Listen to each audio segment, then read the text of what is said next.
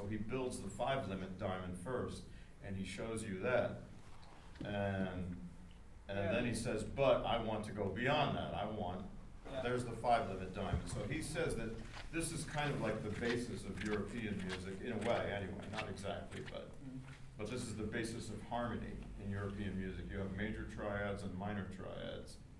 So looking at the diamond, if you start at the bottom, the 1-1 that's at the bottom, and you go up to the right, like up and to the right, that's a major triad. The 1 identity, the 5 identity, and the 3 identity, which corresponds to the root. Yeah, the major this way we have the major triads, and this way. And then the minor triads go the other way. But in his conception, you were building downward, not upward, on the minor triads. That's why he called them utonal. Yeah, but this conception is even not new. It is what it was. Riemann talked about it in the 1800s. Arthur von Oettingen, this dualistic idea. There we can find that more or less first in Europe, and Arthur von Oettingen is for us in Estonia quite important because he was German, but he was born in Estonia, Baltic German in this way, and he was teaching long time at Tartu University, and later he went to Leipzig, and so he was at that time the professors, the physics professors, they studied so different things, like Helmholtz has optics and everything, and he wrote this book Harmonie in duale Entwicklung, so the harmony in the dual development, and he describes the minor triad as the mirror, as the major triad. Later we have that in Leipzig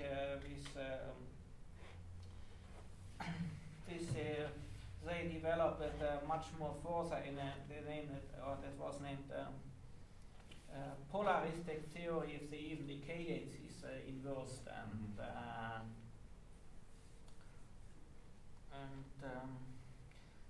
and of course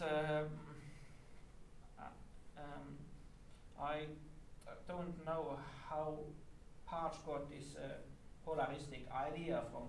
I think Partsch cites Helmholtz a lot as a big influence. Yes, but then he also read a book by Max Meyer. This and was that I think is where he got the idea for the tonality diamond. Yeah. Because I don't know if I have a copy of Meyer's book. I think I do, but I've seen it anyway. I saw it in libraries decades ago, a long time ago, and Meyer drew some structure that showed this kind of relationship. So I think that's where Partsch got it from. And then you got it from this structure, and then here this mirroring idea is quite obvious graphic. And this is odd limit. Yeah. This goes 1, like it has, in order of pitch, it has 1, 9, 5, 11, 3, and 7. Of like course, that. he is ordering how it appears in ascending pitch. So 9/8 is a major second. 5/4 is a major third. 11/8 is a tritone. 3/2 is a fifth, and 7/4 is minor seventh. And of course, but we can see here number 1 is here, then number 3 is here, number 5 is here, number 9 is here, 7 is here, and 11 is here. Okay. So, and then we have, we go here in one direction. We see here all relationship related number to 5 or some integer multiples or whatever of this 5, 10, 5, and 20. So, no integer. These are the multiples of 2 power of n. So there's 5, 10, 20. Or next,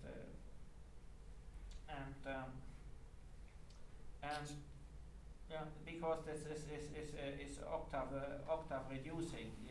But generally, if you write here the numbers 5555 in the numerator, and then you have the same system in the denominator, so here they have every time 5s or related number in the denominator, 11s, and so on. And this way you can basically use not higher numbers than 11, put them as ratios together, and then you put them in one octave together, and then you have to change here the numbers in some way. May I have a question? Yes. So basically, I understand the theory of prime limits, but what's the difference then between 9 odd limit and 3 limit? Well, No, 9 odd limit is 3 prime limit. Yeah, it is, but Not really. It's 7 prime limit, because if it's 9 odd limit, you're using, the assumption is that you have all of the odd numbers okay, up so to 9, so okay, it's yeah. 7 So prime limit. So, okay. but not, the reason I was confused in the beginning is because 9 is included Yeah, it's in in 3 Yeah. limit, of course.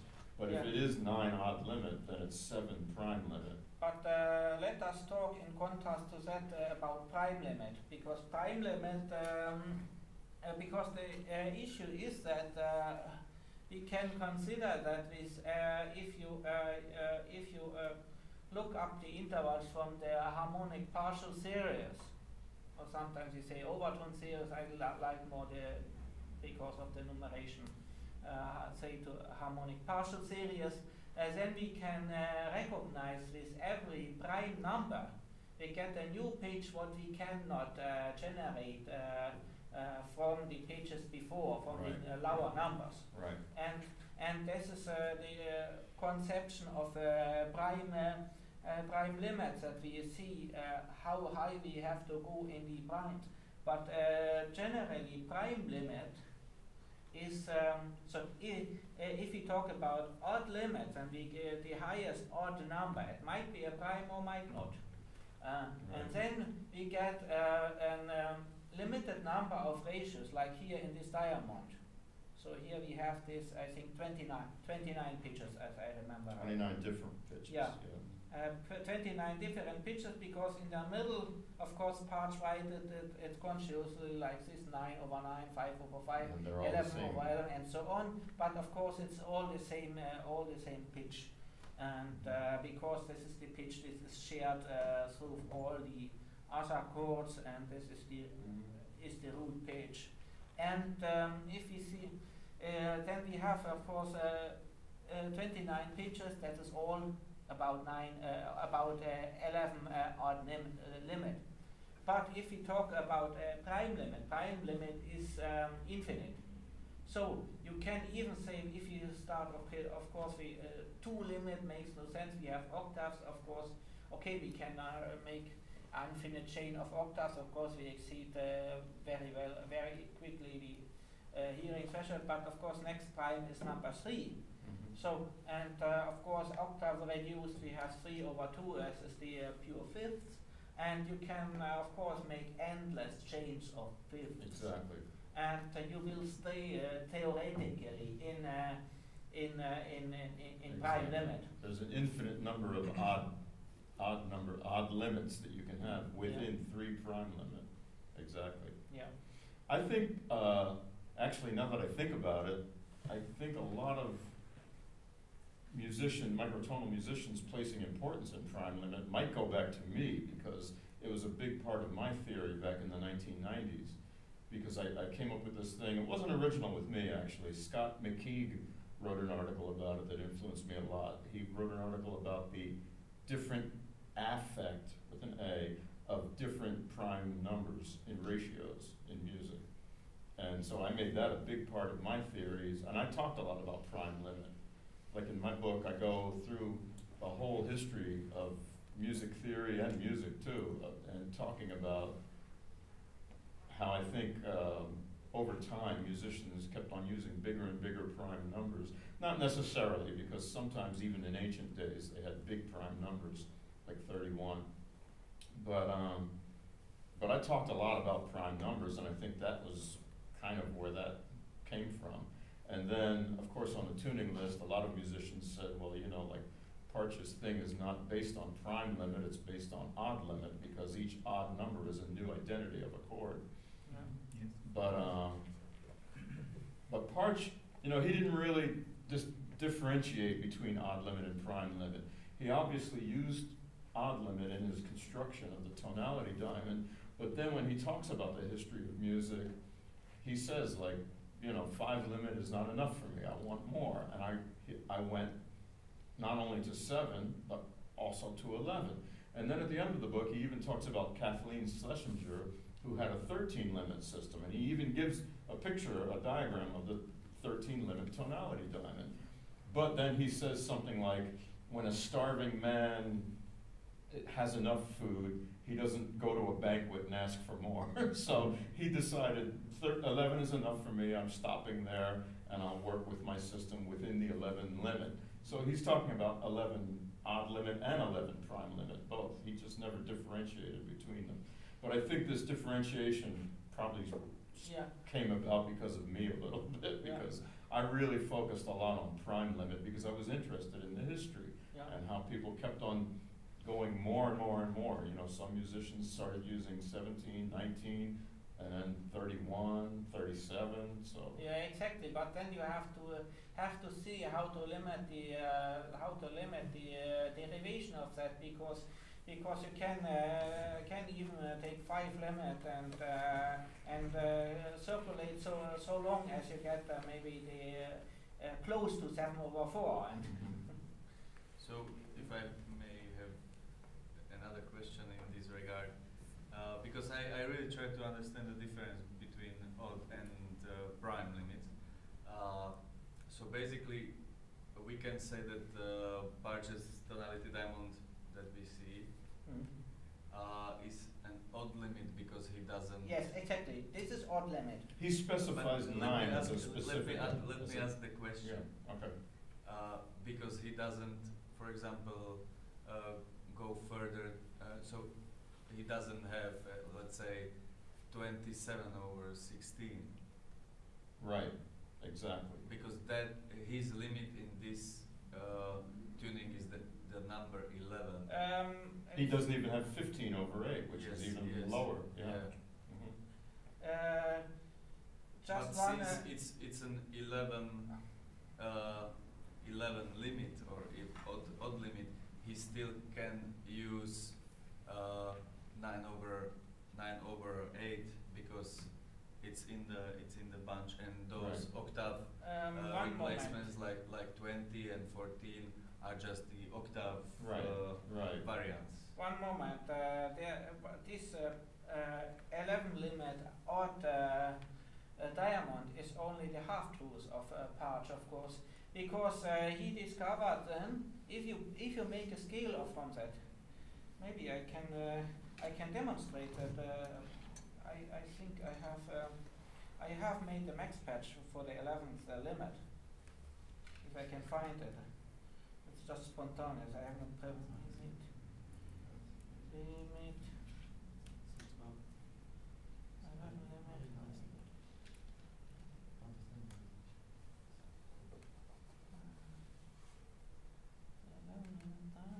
Yeah, this is a max project I made. Okay, maybe it isn't just. On sul kaablit taga? Kaabel ei ole taga ja ma pean Moment. ühte lisandust veel tegema. Kaabel on mul siin olemas. jah, pista taha. By the way, I was looking at the Estonian Wikipedia, and I see that even though Manzo is referred to in that sense, there's no page about it, so the link doesn't go anywhere. Okay.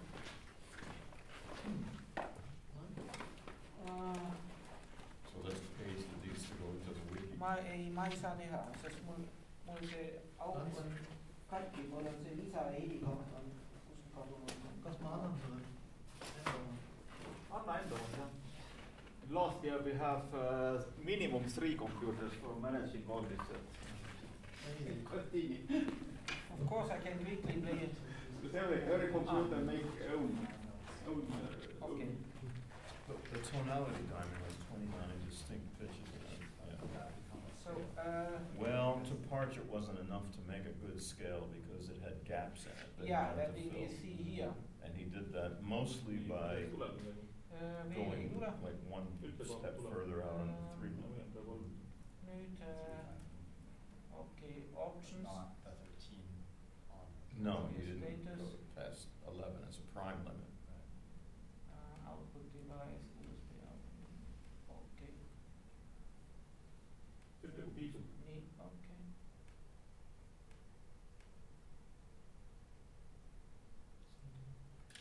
Yeah, peaks tulema, jah. There we go. So that I Nice. made for demonstration purpose for my microtonal class, and here we can.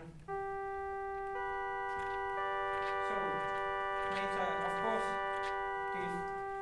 all pitches of the five odd limit are here included, and so at the moment we mirror it back in 1 octave. Of course, we can. Over 2 octaves, then it goes out, then we go really down. And that's exactly how Parch described his tonality diamond, Yeah. within 2 octaves. But his ratios are in 1 octave. Right. Yeah. He writes the ratios within 1 octave, but Yeah. the conception of it is over 2 Yeah. octaves. So, and of course, we can see that the conception of major and minor as a mirror phenomenon in the construction is extended by more pitches.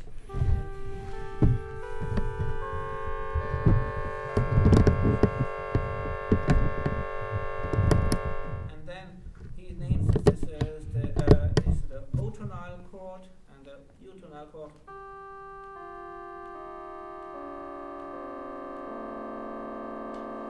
So, and of course he have another one.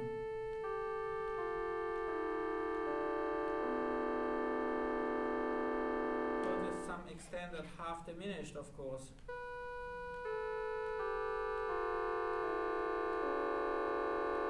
And so on, even this. And this is for Harry Parch then the field of tonality, but of course if we now, I think I have to switch it back to 1 octave and then to the single note mode, and then we can listen it as a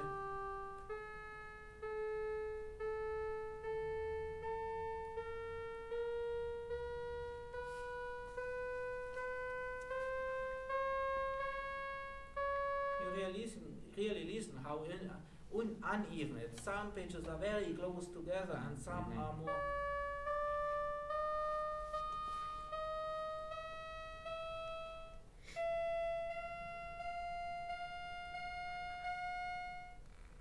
Okay, it's the last one. Hans, can you go back to my, it relates to this, go back to my Yeah. tonality diamond page? Just one Okay. second. And of course, Parch